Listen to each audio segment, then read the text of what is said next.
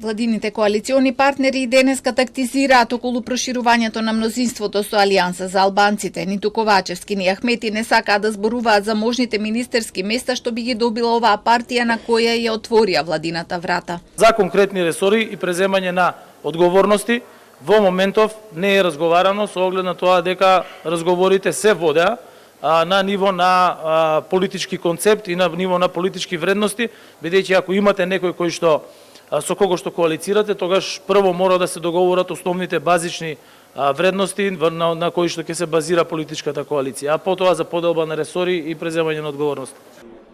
Се уште сме во фаза на почетни средби, нема ништо конкретно дефинирано. Не сме разговарале за распределба на министерство. Се очекува одржување на наредни средби.